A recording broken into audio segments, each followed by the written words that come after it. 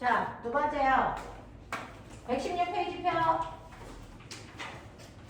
오늘 중단원 마무리까지 하고요. 오늘은 진도는 많이 안 나갈 거고요. 다음 주부터는 그 뒤에 있는 전기파트 나갈 거예요. 자, 116페이지 질량과 에너지에 해당되는데요. 큰일 났다. 너무 힘들어서.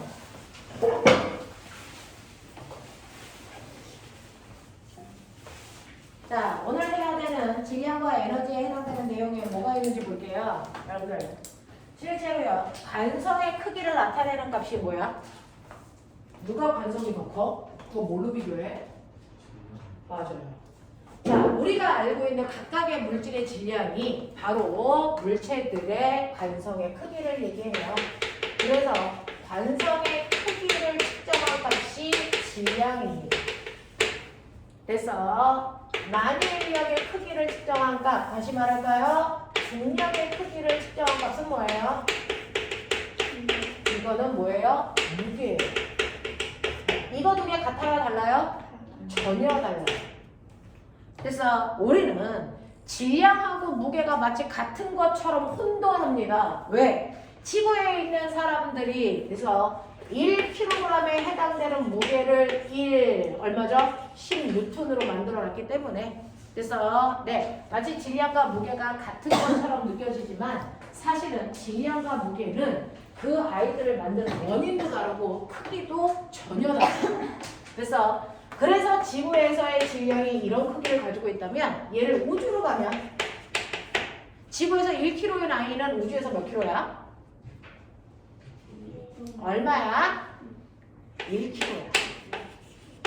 무게는 얼마야? 얼마야? 0이야. 그래서 지구에서나 우주에서나 관성의 크기는 변하지 않습니다. 관성의 크기는 변하지 않기 때문에 질량의 크기는 변하지 않습니다. 그래서 이 질량의 크기를 우리가 보유하는 값이다 이렇게 표현하는 거예요. 변하지 않는 값, 장소에 따라 변하지 않는 값입니다. 그렇죠? 질량이라는 건 물질이 가지고 있는 관성의 크기를 얘기하는 거고 이 관성의 크기는 장소에 따라 변하지 않거든요. 그러니까 지구에 있으나 우주에 있으나 상관없이 질량은 1kg 똑같습니다. 근데 우주로 가면 중력이 없는 무중력 상태인 거거든요. 그러니까 지구에서의 무게는 지구라고 하는 천체가 잡아당기는 힘 때문에 무게가 생겨서 10N인데 그래서 우주에 가면 얘를 잡아당기는 물체가 없어요. 무중력 상태란 말이죠. 그러니까 거기에 가면 무게는 0이에요. 그래서 무게라고 하는 건 장소에 따라 뭐한다? 변하는 값이다. 이렇게 중학교 1학년 때 배우신 거 아세요? 중학교 1학년 때 이렇게 배웠어요. 됐죠? 그래서 질량이라는 건 관성에 의해서 나타나는 고유한 값이고 그 다음에 우리가 알고 있는 무게라는 건 중력 때문에 나타나는 값이기 때문에 중력을 만드는 천체가 누구냐에 따라서 중력을 만드는 천체가 있냐 없냐에 따라 그 크기가 달라진다라고 하는 거 기억해 두세요. 됐죠? 그래서 중력과 무게는 다른 거야. 중력과 무게는 다른 거고요. 중력과 무게가 다른 게 아니고 질량과 무게는 다른 거고요. 물체의 질량에다가 무게를 구하려면 각각의 천체가 1kg을 잡아당기는 그 천체의 중력 가속도를 곱한 만큼으로 우리는 구하는 거죠. 지구의 중력 가속도는 10이라고 났기 때문에 얘의 질량이 1kg이면 무게는 10N으로 가는 거예요. 근데 지구가 아니고 달에 가면 중력 가속도가 지구에 비해서 6분의 1밖에 안 된다고 했잖아. 그러니까 달에 가면 달의 중력 가속도를 곱하셔야 되죠. 달의 중력 가속도는 1 곱하기 6분의 10이에요. 그래서 얘는 6분의 16N으로 측정이 돼요. 이런 식으로. 알겠어? 그래서 무게하고 질량은 전혀 다른 값이다. 라고 하는 거. 그래서 기억해 봐 두세요. 그래서 무게의 단위를 킬로그램 막 이런 거 쓰시면 큰일 나요. 무게 단위 킬로그램 아닙니다. 킬로그램은 질량의 단위입니다. 무게의 단위는 뉴턴입니다. 알겠습니까? 이렇게 된다라고 하는 거 기억을 좀 해봐 두시면 좋겠어요. 자, 이런 식으로 여러분들이 오늘 신경 써야 되는 부분이 질량이라는 겁니다. 질량은 관성의 크기로 그래서 장소하고 상관없이 물체가 가지고 고유한 값이다. 자, 그러면 이러한 질량을 가지고 있는 물체는 처음부터 만들어져 있었어? 아니죠. 실제로요. 맨 처음에 우주는요. 됐죠? 원래 우주의 크기가 이래? 아니죠. 우주의 크기는 매일매일 뭐해진다고 배웠어? 우주의 크기가 매일매일 뭐해질까요? 그렇죠. 오늘 우주의 크기가 이만하다면 내일은 우주의 크기가 이만해요. 모레는 이만하고요. 됐어? 네, 일주일 지나면 우주의 크기 이만해집니다. 우주의 크기는 매 순간 점점 커지고 있어요. 이거를 우리가 뭐라 그런다? 우주 팽창성이라고 한다. 그럼 우주가 커지고 있는 거 어떻게 알아? 이거 관측해서 측정한 사람이 있어. 우주 안에 별이 있거든요. 우주라고 하는 건 별을 담는 그릇이야. 별을 담는 그릇인데 시간이 지나면 A라는 별과 B라는 별 사이의 거리가 점점 멀어져요. A와 B라는 별 사이의 거리가 멀어지니까 당연히 그 별들을 담는 그릇의 크기도 커져야 돼. 됐어? 이렇게 별과 별 사이의 거리가 멀어지는 걸 측정한 사람이 누구냐면 허블이라고 하는 과학자예요. 그래서 허블이라는 사람이 우주가 팽창한다는 걸 별과 별 사이의 거리가 멀어지는 걸로 돼서 증명한 사람이에요. 그래서 우주의 크기는 커집니다. 됐죠? 자, 그러면 오늘의 우주의 크기는 이렇고 앞으로 미래의 우주의 크기는 더 커져서 이럴 거라면 과거의 우주의 크기가 어땠을까? 오늘보다 어제의 우주의 크기는 당연히 작았어야죠. 됐죠? 그래서 과거로 가면 갈수록요 우주의 크기는 됐죠? 줄어들었을 거예요. 작았을 거예요. 작았을 거예요. 작았을 거예요. 작았을 거예요. 그렇다면 아주 맨 처음 우주가 있었던 맨 처음은 우주 자체가 하나의 점에서 출발했던 거예요. 됐어? 그래서 현재 과학자들 허블은요 앞으로 우주의 크기가 어떻게 돼? 커져. 이걸 설명한 사람이고 자 허블이 아니고 가모프라고 하는 사람은요 그렇다면 과거의 우주는 어땠을 거야? 작았을 거야. 얼마만큼? 하나의 점이었을 거야 라고 상상한 거예요.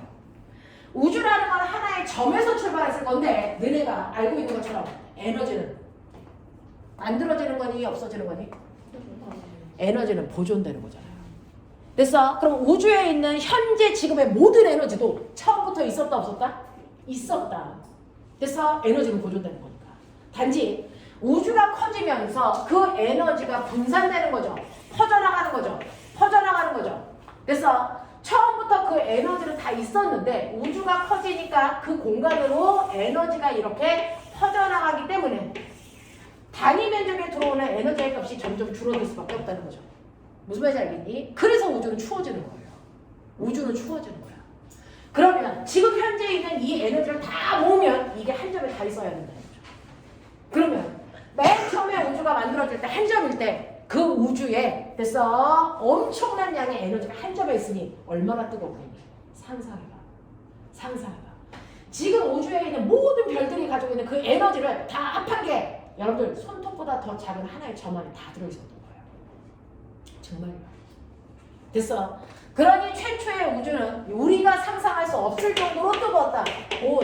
고압, 고밀도의 엄청난 뜨거운 에너지를 가지고 있었을 거야. 됐죠? 그러면 어떤 애가 아까 10시 타임에 아이가 물어보더라. 뜨거우면 질량은 어떻게 돼요? 뜨거워지면 고체가 뭐 되니? 액체되죠. 액체가 더 뜨거워지면 어떻게 돼요? 기체되죠. 기체가 더 뜨거워지면 어떻게 돼요? 그게 바로 태양이라는 별 속에서 나타나는 현상이에요. 태양이라는 별은요 너무 뜨거워서 그래서 모든 물질이 고체가 액체로 액체가 기체로 바뀌었는데 그래도 더 뜨거워. 그럼 어떻게 되니? 플라즈마. 그래서 원자에서 전자가 튕겨나. 그러면 원자라는 물질은 전자를 잃었으니까 뭐? 플러스 전기를 띠고 튀어나간 전자는 마이너스 전기를 띠죠. 그래서 뜨거워지면 물질들한테서 전자가 튕겨나가 플러스 전기와 마이너스 전기를 띤 입자로 나뉘어집니다. 이걸 플라즈마 상태라고 해요. 됐어? 그래서 뜨거워지면 원자가 이온으로 바뀌어 플라즈마 상태로 존재해. 알겠지? 그러면 태양에 주로 있는 게 무슨 원자야? 태양은 무슨 덩어리? 태양이 고체니 액체니 기체니? 태양이 가스 덩어리인 거 아세요? 기체예요. 중학교 2학년 때 배웠을 때 다 보더라. 태양 기체 덩어리야. 됐어? 근데 기체 중에서도 너무 뜨겁잖아. 그 대부분의 기체가 뭔데? 수소야. 태양을 구성하는 대부분의 기체가 수소야. 수소와 헬륨이거든요. 근데 이 수소는 너무 뜨거워. 뜨거워. 그러니까 수소에서 전자가 탈출해. 그래서 수소 양이온과 전자로 되어 있는 플라즈마 상태야. 이게 태양이야. 알겠어? 근데 그거보다도 얘네는 더 뜨거웠을 거 아니야. 태초의 우주는. 그럼 어떻게 됐을까? 이 질량을 가지고 있는 물질 자체가 존재할 수 없어요. 너무 뜨거워서. 그래서 질량을 가지고 있는 입자가 하나도 존재하지 않습니다. 그럼 원자 같은 거 없었어? 없었어. 이온도 없었어? 없었어. 전자는? 전자도 없었어. 너무 뜨거워서 질량을 가지고 있는 입자 자체가 존재할 수 없었어. 그러면 옛날에 뭐 있었어요? 옛날에는 너무 뜨거워서 뜨거운 열 에너지만 존재했어요. 열만 있었어요. 에너지만. 됐어? 너무 뜨거워서 열밖에 없었던 거예요. 에너지밖에. 됐어? 그래서 에너지만 존재했을 때가 하나의 점일 때의 지구예요. 근데 이 하나의 점 상태의 얘가 어떤 자극인가를 받아서 갑자기 빵 하고 터지는 대폭발이 일어났어. 그걸 뭐라 그래? 그렇죠. 큰 폭발. 그래서 빅뱅. 됐죠? 그래서 이 하나의 점 상태의 우주가 빅뱅이라고 하는 대규모의 폭발을 합니다. 그래서 그 폭발할 때 확 하고 밀려나가는 내부압의 힘이 아직도 작용해서 계속 얘가 그 폭발에 의해서 밀려나가고 있는 거죠. 그래서 우주가 커지는 거예요. 무슨 말인지 알겠어? 자, 그러면 얘가 폭발을 해서 퍼져나가면서 공간이 열리기 시작하는 거죠. 그때부터 우주라는 공간이 생긴 거예요. 처음에는 공간도 없고 시간도 없었어요. 됐어. 그냥 에너지만 존재하는 아주 작은 점 상태였다가 얘가 어떤 자극에 의해서 폭발이 일어나면서 공간이 벌어지기 시작하는 거죠. 됐죠? 그 공간이 벌어져서 우주가 커지기 시작하는데 맨 처음에 여기에 에너지가 100 있었다고 쳐봐. 그래서 그 100이라는 에너지가 이 공간에 가득 차 있고 이 공간에 이 공간으로 100이라는 에너지가 퍼져나가야죠. 그렇다면 같은 면적당 들어오는 에너지의 크기는 점점 뭐 한다고요? 그래서 감소한다고요. 열이 흩어지니까. 그래서 대폭발이 일어나자마자 에너지가 흩어지니까 같은 면적의 에너지 값이 줄어들어 우주가 급격히 뭐해진다? 추워진다. 고온이었던 우주가 대단히 빠른 속도로 저온의 우주로 바뀝니다. 됐어? 그럼 생각해봐. 너무 뜨거워서 질량이 존재할 수 없어서 에너지만 있었는데 갑자기 우주가 대폭발해서 추워진 거야. 그러면 이제 드디어 질량을 가지고 있는 입자가 존재할 수 있는 온도까지 떨어지겠죠. 무슨 말인지 알겠습니까? 네. 그래서 질량이라는 걸 가지고 있는 입자가 존재할 수 있는 온도까지 떨어지는 그 순간 질량을 가지고 있는 입자가 만들어져요. 뭘로 만들어요? 만들려면 재료가 필요하잖아요. 됐죠? 질량을 가지고 있는 입자가 생기는데 이 질량 뭘로 만들어진 거야? 에너지의 응축입니다. 에너지가 확 하고 응축하면서 그 순간 질량을 가지고 있는 입자가 만들어지는 겁니다. 됐죠? 그러면 에너지라는 게 질량으로 바뀔 수 있어? 됐어? 그래서 최초로 질량을 가지고 있는 입자가 만들어진 거고 이 최초로 질량을 가지고 있는 그 입자를 우리는 기본 입자라고 부른다. 중성자라고 부르지도 않고요. 양성자라고 부르지도 않고요. 이온이라고 부르지도 않아요. 기본 입자라고 불러요. 알겠어? 에너지가 응축해서 만들어진 최초의 질량을 가지고 있는 입자를 우리는 기본 입자라고 하는데 그 기본 입자가 뭘까요? 라고 하면 좀 전에 얘기한 적이 있는데 그 기본 입자가 바로 쿼크라고 하는 아이와 전자라는 아이가 생기는 거야. 적대 생기는 거야. 그래서 전자라는 게 에너지가 응축해서 만들어진 최초의 기본 입자야. 알겠어? 그러면서 쿼크라고 하는 아이가 생기는데 쿼크는 한 종류가 아니고요. 6개를 묶어서 쿼크라고 하는데 그 중에서 쿼크 중에서도요. 질량을 가지고 있는 입자가 질량을 가지면서 전기력도 껴요. 그 중에서 플러스 전자의 전기를 마이너스 1이라고 하면 얘 세기에 비해서 3분의 2 정도의 세기를 가지고 있는 입자들이 생겨요. 3분의 2의 전기력을 가지고 있는 입자가 생기고 마이너스 3분의 1의 전기력을 가지고 있는 입자 두 종류의 무리들이 생깁니다. 그죠? 플러스 3분의 2의 전기력을 띠고 있는 입자가 U, T, C라고 하는 세 종류의 쿼크가 생기고요. 마이너스 3분의 1의 전기력을 가지고 있는 입자가 BBS라는 입자가 생겨요. 그냥 사람들 과학자가 이렇게 가모프가 이렇게 이름을 붙인 거예요. 이때 이 U쿼크는 어디서 따온 거냐면 그래서 여기서 따온 첫 번째 이니셜 U쿼크라고 불러요. 자, 이걸 한국말로 번역합니다. 무슨 쿼크? 한국말 뭐야? 위. 그래서 이거 대학 교재에 위커크라고 써있어. 됐냐? 네. 자, 그래서 위커크라는 거 생겼다라고 하는 거고요. 이것과 반대말. 원인. 다운. 거기서 따온 거예요. 알겠습니까? 네. 그래서 이거를 아래 커크 이렇게 이름 붙여. 알겠냐? 네. 그 다음에 꼭대기. 영어 못하지? 꼭대기가 영어로 뭘까? 탑! 그래서 빅뱅에 있잖아, 가위. 됐니? 자, 그래서 얘 한국말로 해석한 게 꼭대기 커크.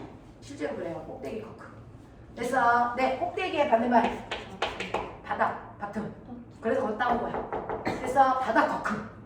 알겠습니까? 네, 이렇게 하는 거고. C가 뭘까요? C가 뭘까요? 욕 아니야. 선생님 같은 사람들 보면 딱 느끼는 거. 욕하려고 그랬지 지금. 선생님 보면 느끼는 거. 매력. 네, 차밍스쿨 할 때 참. 야! 그런 거 안 느껴지냐? 진짜. 그래서 얘 이름이 매력 커크야.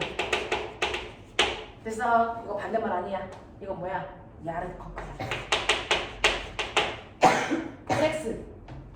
됐어. 코디네이션이야. 내가 진 거 아니야? 과학자가 그렇게 줬어. 됐어. 네, 이런 커크들이 만들어진단 말이야. 자, 그래서 이런 커크들이 만들어지는데 이때 요 두 개를 한번 만들어지면 변화가 별로 없는데요. 얘는 아까 얘기했죠? 대단히 뮤온처럼 빠른 속도로 만들어졌다 없어졌다 하는 불완전한 애들이라 얘네들은 물질을 만들 때 못 씁니다. 자, 그래서 여러분들이 알고 있는 물질들은 위 커크와 아래 커크의 조합으로 만들어지는데 이때 이 커크들이 만들고 나서도 엄청 추워져. 그러면 추워지면 질량을 가지고 있는 입자들이 추워지면 어떻게 될까요? 온도 속도가 느려지면서 지네들끼리 뭐하니? 붙어. 알겠어? 그래서 커크들이 결합을 하는데 커크 3개가 하나의 조합으로 결합을 하는데요. UUD로 결합할 때가 있고 UDD로 결합하는 아이가 있어요. 이 아이가 누가 될게요? 이제부터 너네가 아는 애가 돼. 얘가 바로 뭐가 되냐면 중성자가 돼. 얘가 뭐가 될게요? 중성자. 잘 보세요. 6커크 하나에 전화량이 얼마나 왔어요? 플러스 3분의 2 플러스 3분의 2 마이너스 3분의 1 전화량 다 더해봐. 얼마 나와? 플러스 2. 그래서 양성자가 플러스 2 전기력이지. 알겠어. 네, 중성자요. 해봐. 플러스 3분의 2 마이너스 3분의 1 마이너스 3분의 1 다 더해봐. 얼마 나오니? 그래서 중성자는 전화를 띄지 않습니다. 알겠어. 이런 식으로 우주가 추워지면 만들어진 커크들이 결합하면서 양성자와 중성자가 되는 거야. 됐어? 그랬을 때 결합할 때 어떤 구조로 결합하느냐에 따라 얘네들의 전화량이 결정이 된 거지. 알겠어? 그런 것도 더 추워지니까 얘네들이 뭐하니? 붙어! 양성자와 중성자가 붙어. 양성자와 중성자가 붙은 걸 우리 뭐라 그러니? 원자해. 정신 안 차려? 원자해. 알겠어? 그래서 수소 원자핵과 헬륨 원자핵이 만들어지는 거고 그리고 나서 더 추워지니까 혼자 떠다니던 전자가 됐어. 나 이제 혼자 못 있겠어. 너랑 결합할래. 그래서 원자핵이 나가고 그래서 뭐가 만들어질게? 원자가 만들어진 거야. 이렇게 되는 거야. 됐어. 그래서 이러한 빅뱅을 통해서 원자가 만들어지는데 이때 수소와 헬륨이라는 원자가 만들어진 거예요. 지금 여러분들은 고등학교 1학년 첫 장을 배운 거예요. 고등학교 1학년 첫 번째 장의 내용이 저겁니다. 알겠어요? 이렇게 됩니다.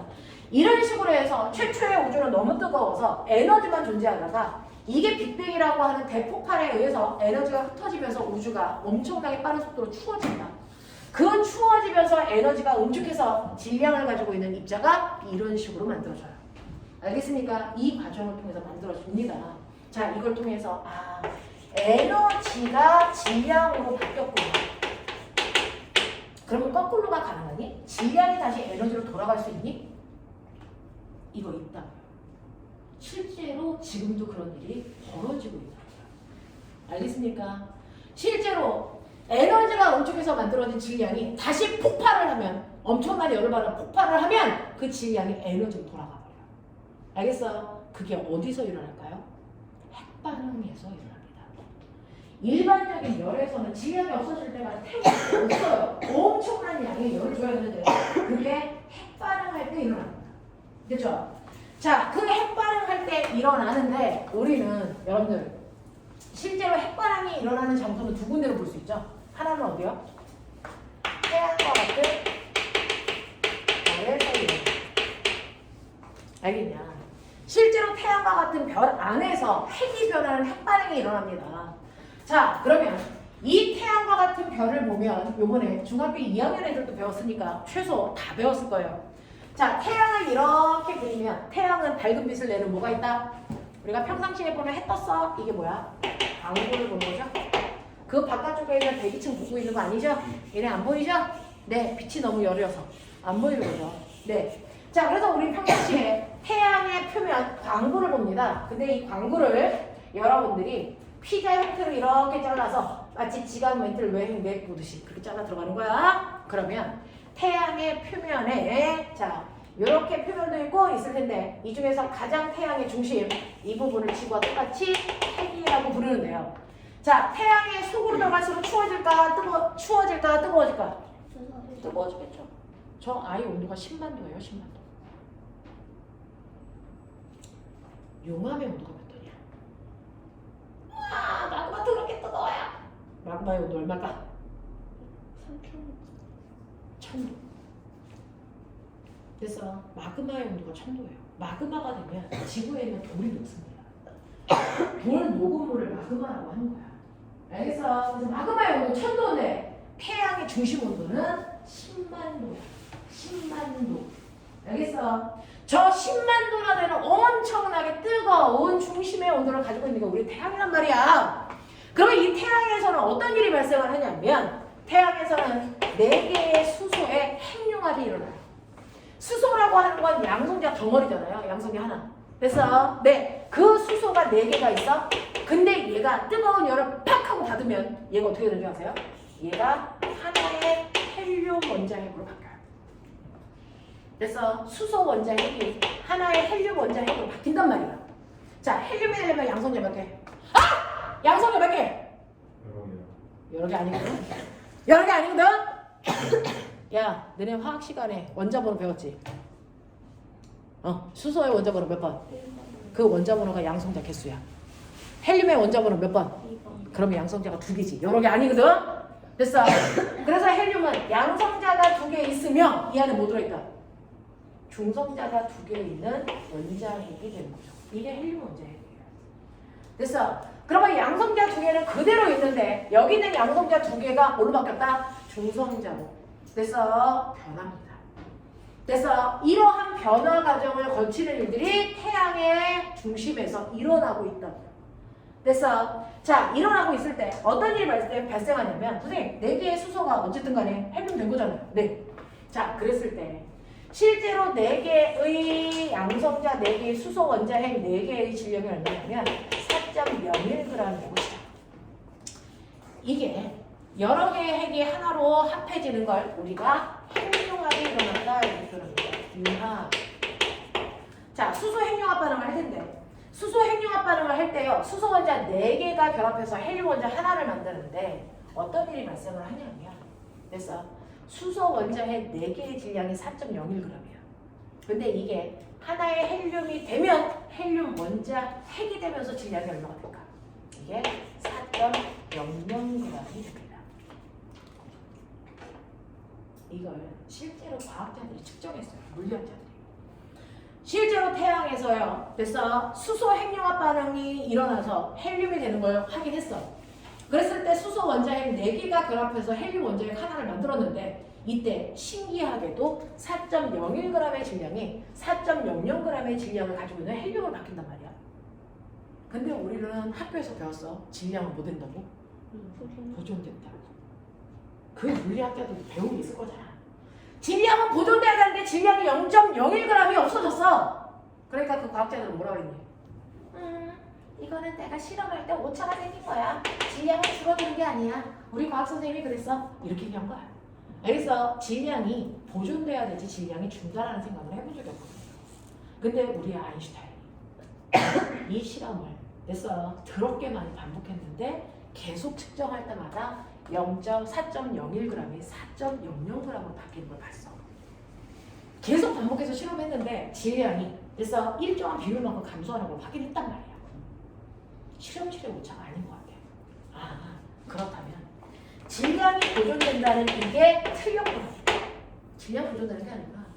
핵융합 반응을 할 때는 질량이 감소하는 거구나. 그러면 감소한 이 질량은 어디 갔을까? 이게 궁금한 거야. 그래서 감소한 이 질량은 정말 없어지는 걸까? 아니면 뭘로 전환되는 걸까? 그걸 연구하는 거야. 아인슈타인. 그래서 봤더니 이 질량의 감소한 양에다가 광속을 제곱한 만큼이 매 순간 태양에서 방출되는 태양 에너지의 크기와 정확하게 일치한다는 걸 확인했어요. 이걸 에너지 질량 등가 원리라고 합니다. 그래서 이거를 에너지 질량 등가 원리라고 하는 오늘 책의 제목이 되는 겁니다. 그래서 질량과 에너지는 서로 전환되는 관계입니다. 에너지가 질량으로 바뀌고 질량이 다시 에너지로 돌아갑니다. 그 질량이 다시 에너지로 돌아가는 일이 바로 모든 별들의 핵융합 반응에서 다 일어나고 있어요.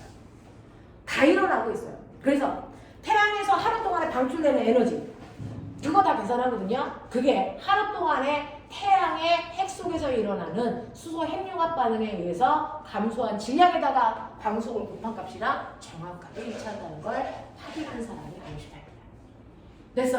그래서 에너지와 질량 사이의 관계식을 만든 사람 이게 아인슈타인. 이는 MC고. 이 방정식 처음 보진 않지 않았어요? 무슨 뜻인지 몰라도 본 적은 있죠. 이는 MC고. 됐습니까? 이게 바로 질량과 에너지 사이의 관계를 설명한 공식이다. 이게 질량, 에너지 등가 원리다. 알겠습니까? 이렇게 됩니다. 자, 이렇게 되면서 선생님, 그럼 수소가 핵융으로 바뀔 때는 질량이 줄었어요. 혹시 다른 핵융합 반응을 할 때 질량이 늘어나는 애가 있을까요? 없을까요? 오히려 거꾸로 질량이 늘어나는 핵 반응이 있을까 없을까요? 100% 존재하지 않습니다. 그래서 모든 핵 반응을 할 때는 무조건 변하기 전보다 변한 후의 질량이 무조건 줄어듭니다. 알겠어? 늘어나는 핵 반응은 100% 존재하지 않습니다. 알겠어? 모든 핵 반응을 할 때는 언제나 질량의 감소만 일어난다. 그 감소된 질량만큼 핵 반응이 끝난 후에 방출하는 에너지가 된다. 알겠습니까? 이렇게 됩니다. 납득하니? 이해하시겠습니까? 네, 이렇게 된다. 그래서 너네가 가지고 있는 116페이지 보세요. 116페이지 보시면 됐죠? 네, 거기에서 1번 질량 증가요. 정지해 있을 때 질량, 정지해 있을 때 질량이 M0인 물체가 움직일 때 질량은 속도만큼, 속도가 빠를수록 질량은 뭐하게 느껴진다? 커지게 느껴진다. 속도가 빨라지면 내 몸이 무거워진다는 느낌이 든대요. 자, 그리고 두 번째, 질량 에너지 동등성에서 질량과 에너지는 서로 전환될 수 있으며 질량에 해당되는 만큼 에너지를 만들어낼 수 있어요. 그때 만들어지는 에너지를 우리는 E는 MC 제곱으로 계산해낼 수 있다. 됐습니까? 라고 하는 거 기억해 두시면 되겠죠. 자, 이때 핵 반응을 하면 무조건 질량이 감소하는데 그걸 멋진 말로 우리는 질량의 결손이 생겨요. 질량 결손이라는 건 질량 감소가 일어나요. 이런 뜻입니다. 자, 핵 반응 후에 핵 반응 후 뭔 소리야? 핵 반응 후의 질량은 핵 반응 전보다 줄어들게 되고 이때 질량을 합해서 말하는 걸로요. 핵 반응 과정에서 에너지가 방출하기 때문에 질량은 반드시 감소할 수밖에 없다. 이런 얘기예요. 그죠? 그래서 여러분들이 보시면 양성자 하나가 그 자체가 수소 원자핵. 그래서 양성자가 4개 있으면 양성자의 개수에다 곱하기 4 하시면 수소 원자핵 4개의 질량 나오겠죠? 됐죠? 자, 그리고 나서 여러분들이 헬륨 원자핵의 질량은 4.001호라고 그랬어요. 그러면 양성자 4개의 질량과 헬륨 원자핵 하나의 질량을 비교해 보시면 질량의 감소량이 생기겠죠? 그 감소량만큼이 바로 수소 핵융합 반응을 통해서 방출되는 에너지량이 된다. 알겠냐?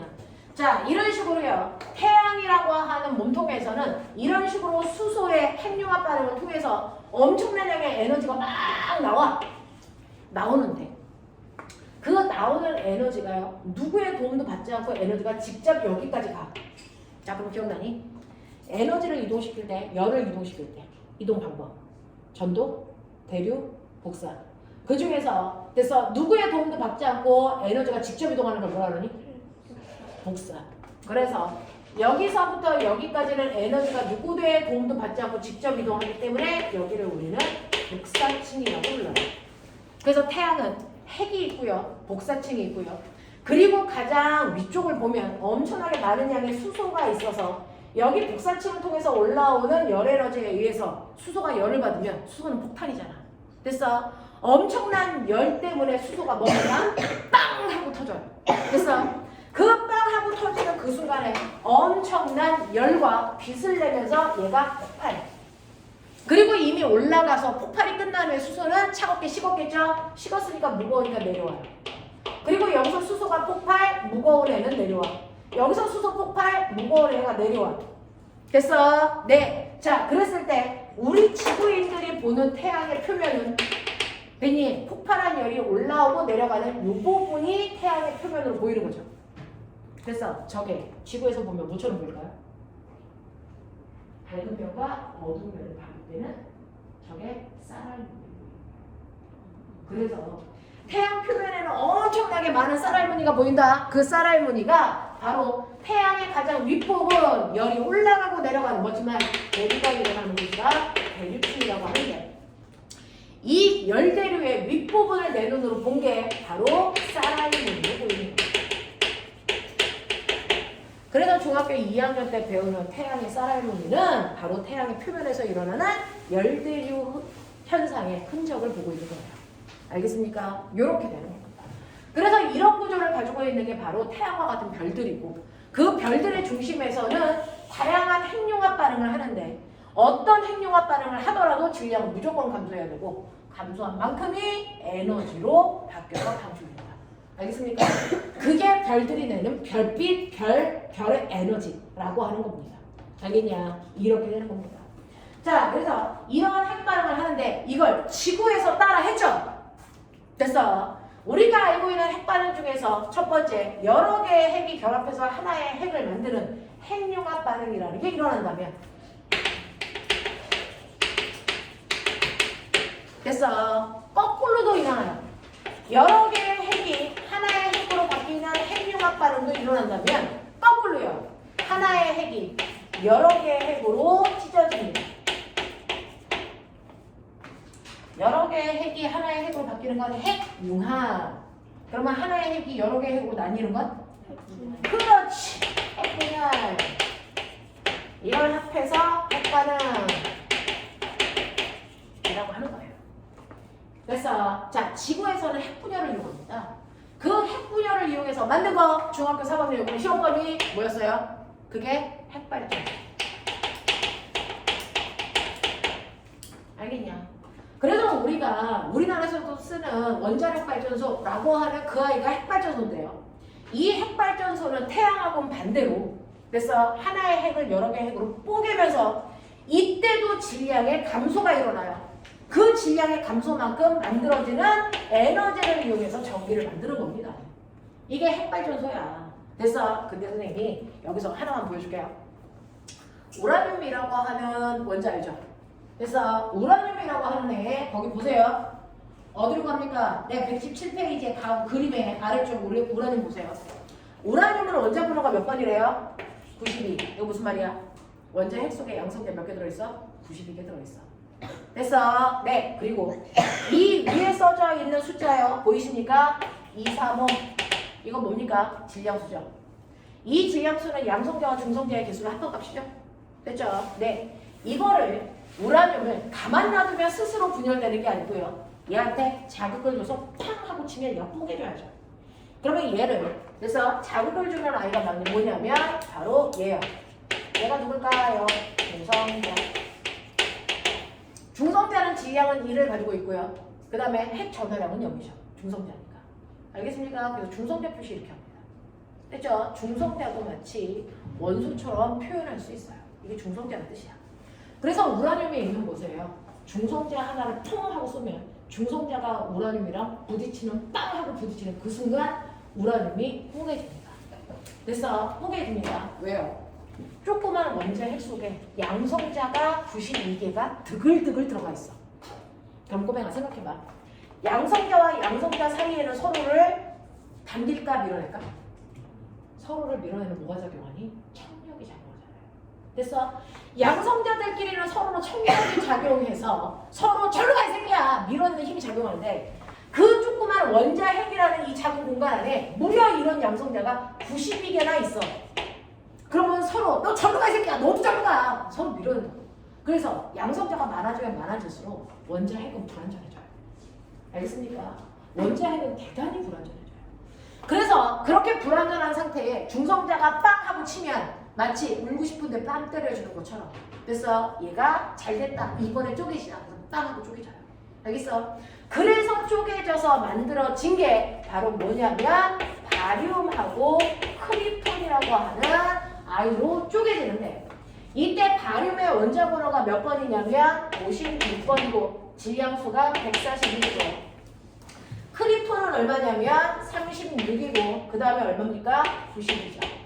이게 쪼개지면서 그래서 여기서 중성자가 3개가 나옵니다. 이렇게 돼요. 그래서 이러한 핵반응을 걸치게 되는데 자 이때 잘 봐라. 신기한 거. 그러면 이렇게 핵반응을 하면 선생님 질량은요? 무조건 감소한다. 어떤 형태의 핵융합을 하더라도 핵반응을 하더라도 무조건 질량은 감소해요. 됐죠? 네. 그래서 이러한 핵반응을 하는 와중에 반드시 감소하는 값은 뭡니까? 바로 질량이에요. 질량에 결속이 일어나서 그만큼 뭘 만든다? 에너지를 생산합니다. 그래서 그 생산된 에너지를 위해서 전기를 만드는 거야. 근데 아무리 핵반응을 하더라도 변하지 않고 일정한 알고 있다. 뭐가 안 바뀌어? 잘 봐. 화살표 왼쪽과 화살표 오른쪽에 뭔가 값이 똑같은 게 있어. 뭔지 아세요? 뭔지 아세요? 요거요. 전하량의 합 왼쪽 얼마? 92. 됐어. 오른쪽 합해봐. 얼마? 90. 그렇죠. 됐어. 네.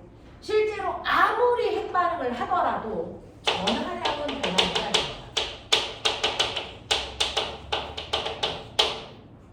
그래서 이거 수능 문제거든요. 올해도 수능에 이번에 2 나왔어요. 여기를 모른다 x로 나도 계산할 수 있겠죠. 알겠습니까? 36이라는 게 자명합니다. 되겠지? 또 하나 똑같은 게 있어요. 왼쪽과 오른쪽이 똑같은 게 있어요. 올 것 같아요. 질량수야. 질량수야. 이거 안 바뀌어요. 이거 다 더하면 얼마? 다 더해보세요. 얼마나 할까요? 1자리가 3개 있으니까 3이죠? 다 더해보세요. 얼마나 할까요? 됐어. 네. 그래서 선생님이 말씀드립니다. 질량은 줄어들지만 질량 수는 일정하다. 질량과 질량수는 다른 말이야. 알겠어?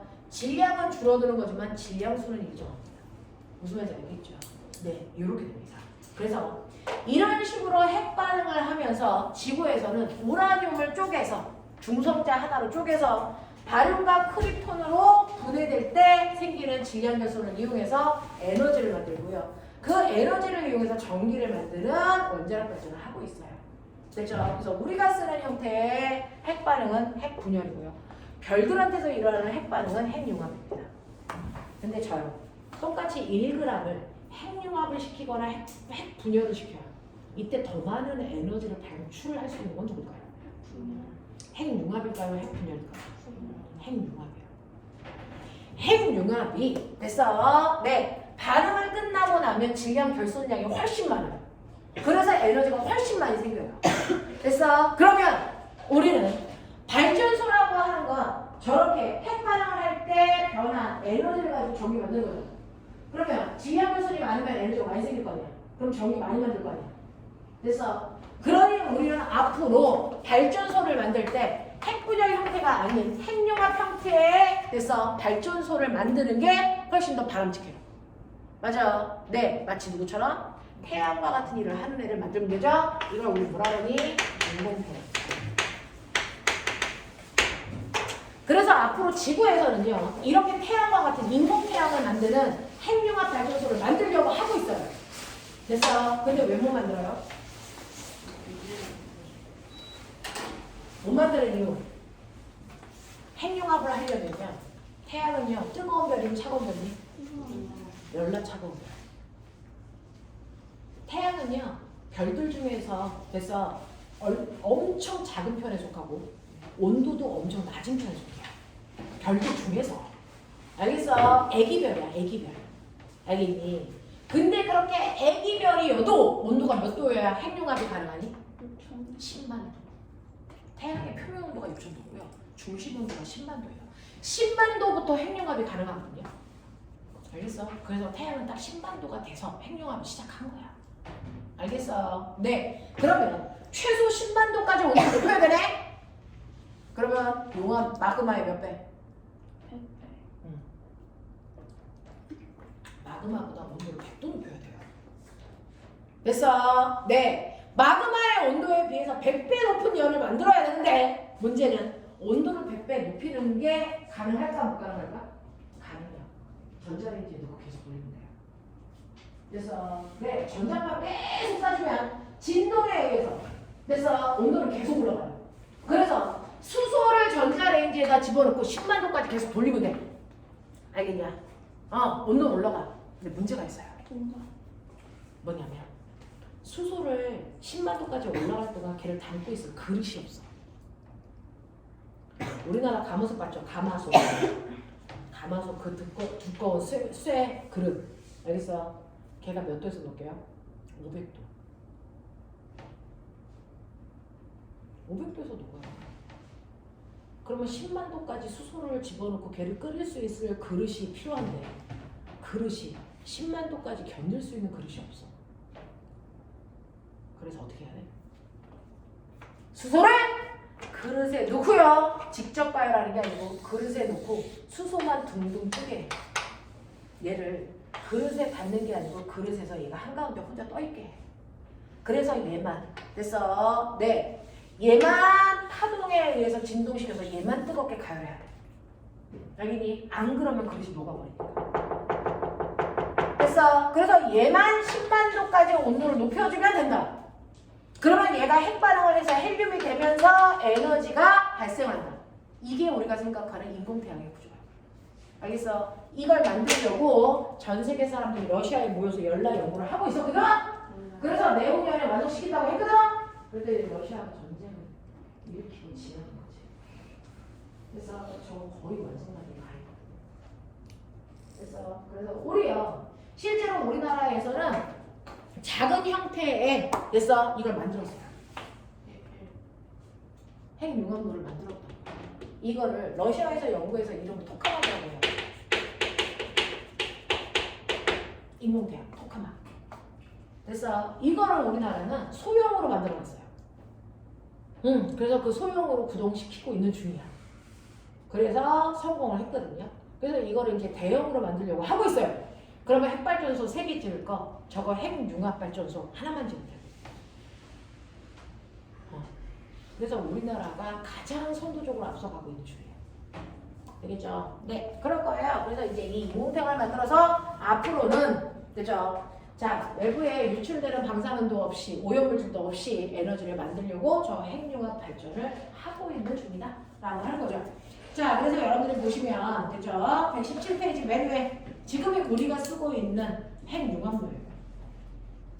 우리가 쓰고 있는 원자력 발전은 이 구조입니다. 우라늄을 뽀개서 에너지를 만드는 거. 근데 이렇게 우라늄을 뽀개서 에너지를 만들 때 됐어. 네. 여러분들이 보시면 원자로라고 하는 그 아이 왼쪽에 있는 그림 보세요. 제어봉 필요하고요. 연료봉 필요하고요. 핵반응 장치라고 하는 게 필요합니다. 자, 이때 제어봉하고요. 감속제라는 것도 나중에 가면 이제 나올 건데 제어봉이라고 하는 게 뭐냐면 이거 봐. 우라늄 하나 뽀개려고 중성자 하나 넣어. 언니야 여기 봐. 우라늄 하나 쪼개려면 중성자 하나 필요해. 그래서 얘를 뽀개면 중성자가 3개 나와. 신기하죠? 그러면 중성자 3개 나온 이 아이들이 그 안에 있는 우라늄을 몇 개 뽀개겠니? 그래서 중성자 나왔잖아. 그러면 이게 그 옆에 있는 또 다른 우라늄을 뽀개. 몇 개 뽀개? 그럼 중성자 몇 개 나올 거야? 9개. 그러면 그 9개가 우라늄 9개를 뽀개. 그치? 그러면 중성자 몇 개 나오겠냐? 27개. 그러면 그 나온 27개가 중성자 27, 아니 우라늄 27개를 뽀개겠지? 몇 개 나올까 이제? 몇 개? 81개. 그러면 81개가 또 81개를 쪼개겠지? 그러면 중성자 몇 개 나오겠냐? 243개. 그 다음에 몇 개? 그 다음은 너 우리가 계산 못한다고 너무 많이 마크가 안 된다. 우리가 할 수 있는 사람 있다. 그 다음에 몇 개 나오겠냐? 이미 거기서 1000단위로 가면 그 다음에 몇 개 됩니다. 만단위로 가면. 이런 식으로 되면 꼬매나 이거 우라늄 하나 뽀갤 때 만약에 온도가 1도 높아진다면 우라늄 6000개가 뽀개지면 6000도가 되겠죠. 10,000개가 뽀개지면 10,000개, 10,000도만큼의 온도가 순간 확 하고 올라가겠죠. 됐어? 그러면 이렇게요. 대단히 빠른 속도로 우라늄이 쪼개지거든요. 이게 연쇄적으로 반응이 일어나니까 처음에는 중성자 하나만 집어넣지만 나중에는 중성자가 10,000단위까지 막 나와요. 그러면 우리가 제어할 수 있는 열 이상의 열이 발생을 하죠. 그러면 핵발전소가 뭐 할까요? 타버려요. 폭발해요. 알겠습니까? 네. 그럼 어떻게 해야 돼? 폭발하지 않게 해야 되죠. 그럼 어떻게 해야 될까? 우라늄이 뽀개져서 중성자가 나오면 됐어. 그 중성자를 그대로 다 쓰는 게 아니고 그 중에 일부는 뽑아서 뭐 해야 돼? 없애줘야 돼. 그래야 우리가 컨트롤할 수 있는 열만 계속 발생할 수 있겠죠. 됐어. 그래서 이때 발생한 중성자들 중에 일부를 없애는 장치를 뭐라 한다? 제어부. 알겠습니까? 그걸 제어분이라고 하는 거야. 알겠어? 그래서 항상 우리가 컨트롤할 수 있을 만큼의 에너지만 생산할 수 있게끔 중성자의 개수를 한정시켜주는 거야. 무슨 말인지 알겠지? 이렇게 되는 장치들이 우리가 알고 있는 핵발전소에 다 들어있어요. 라고 하는 겁니다. 자, 그래서 여기 보시면 됐죠? 그 그림 밑에 보세요. 연쇄 반응. 우라늄 235에 핵분열할 때 방출되는 두세 개의 중성자가 다른 우라늄을 계속해서 핵분열을 연속적으로 일어나게 되는데 이게 기하급수적으로 일어나게 되면 문제가 발생합니다. 그래서 중성자를 줄이기 위해서 여러분들 제어봉이나 감속제 같은 것들을 우리가 쓴다라는 얘기입니다. 알겠어? 그 다음에 핵융합은 태양에서 일어나는 거야 라고 해서 여러분 맨 밑에 그림 보세요. 태양에서 하는 핵융합 발전과 핵융합 형태와 됐죠? 네, 그리고 위에 있는 거는 우리가 지구에서 쓰는 핵분열 형태입니다. 두 그림을 비교해 보시면 되고요. 넘어갈게요. 자, 이런 식으로 질량은 에너지로, 에너지는 질량으로 바뀐다. 기억해 주시면 되겠죠? 자, 그럼 119페이지. 119페이지에 자료 1번, 자료 2번. 해봐.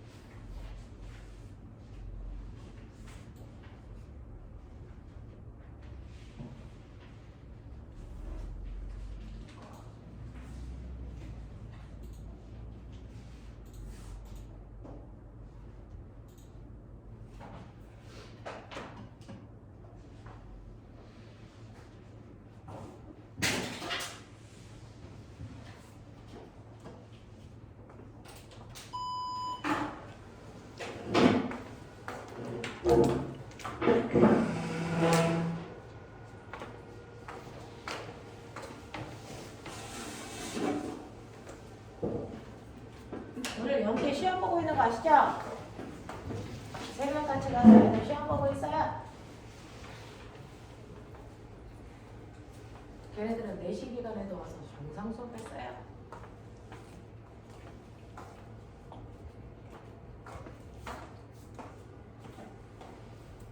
그동안 1년 동안 했던 결과가 이거에 나오고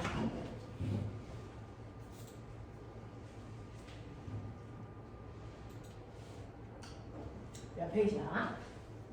그리고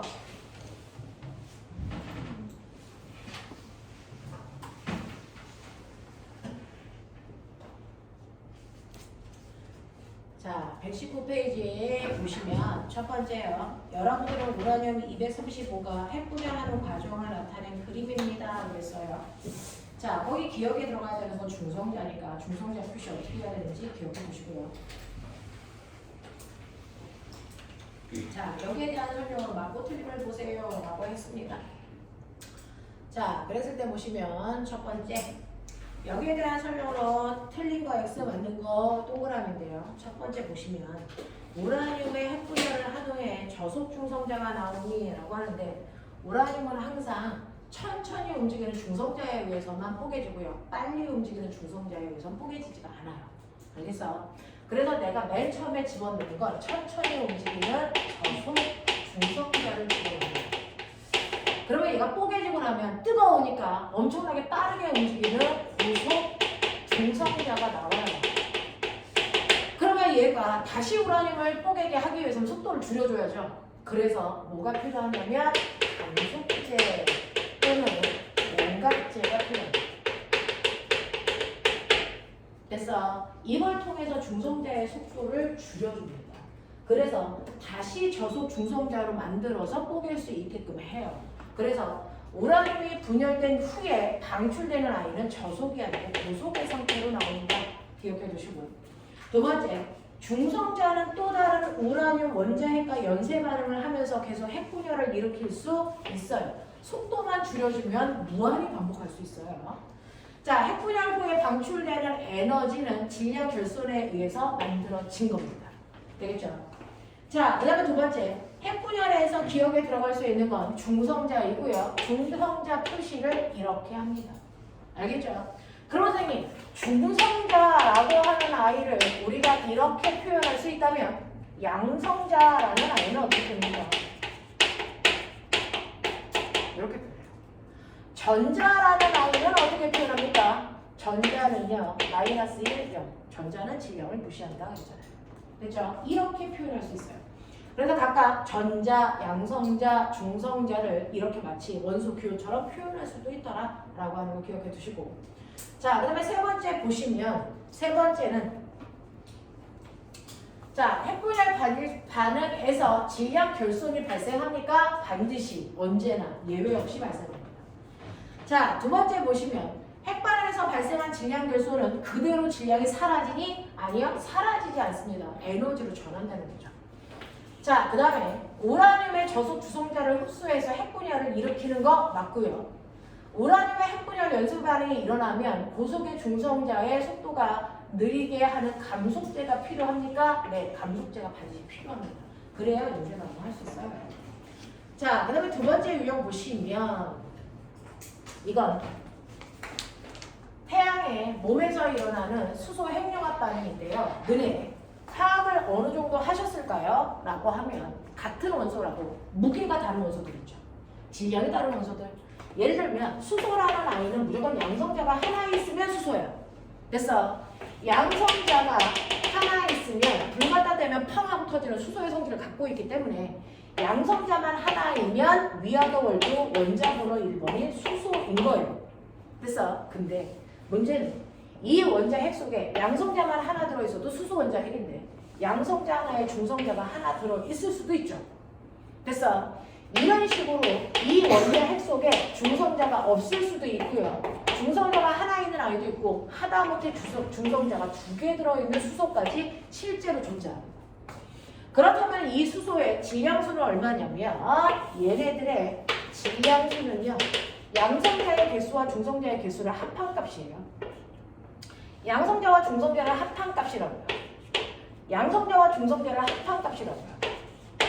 됐죠? 그러니 첫 번째에 있는 이 수소에 비해서 이 수소는 무려 3배 무겁습니다. 됐죠? 그래서 성질은 똑같은데요. 무게가 다른 이런 관계를 가지고 있는 원소들이 모든 원자마다 다 들어있어요. 모든 원소마다. 그래서 탄소이든 산소이든 상관없이 질량이 다른 같은 원소들이 존재한단 말이죠.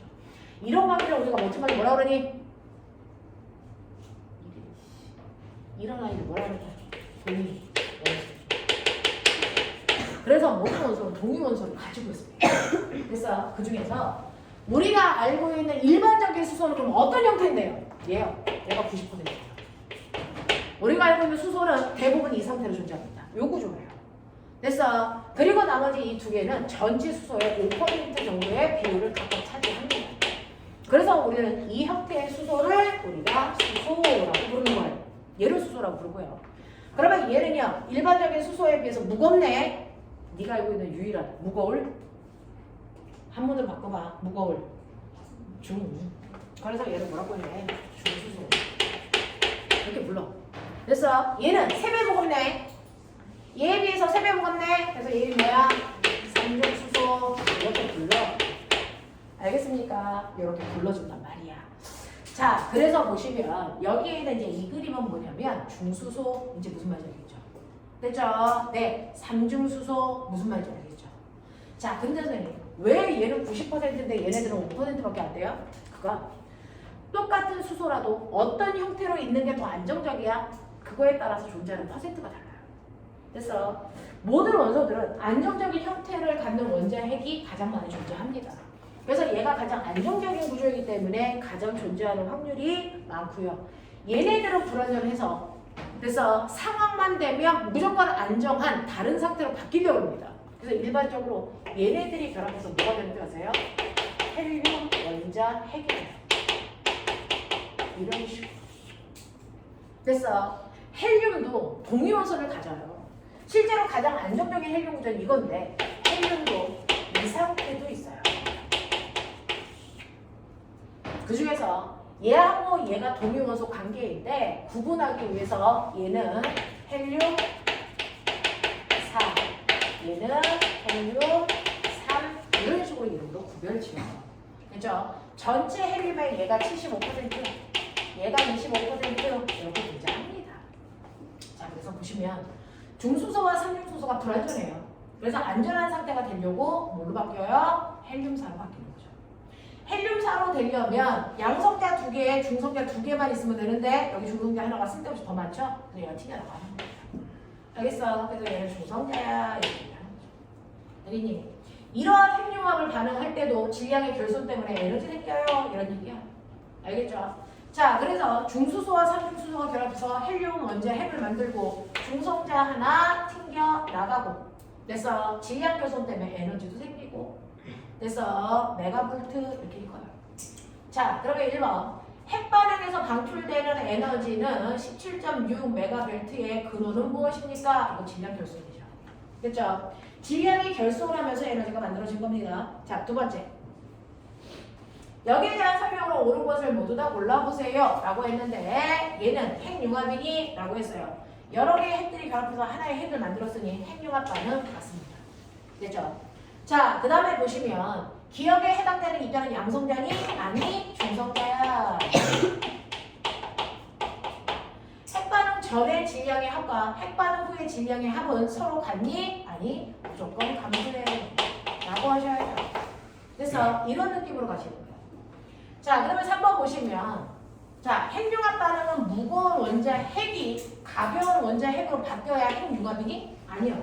융합하면 융합할수록 결합하는 거니까 점점 무거워지는 거죠.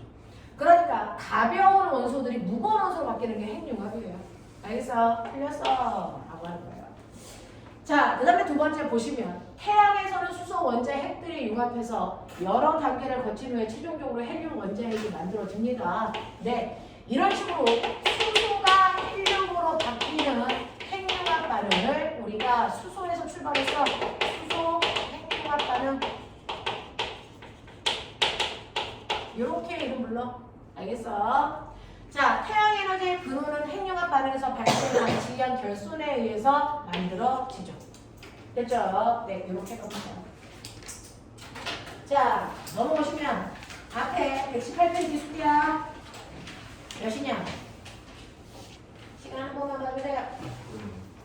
40분이요. 자, 한 번만 끊어드릴게요. 10분 끊었다가 여기로 갈게요.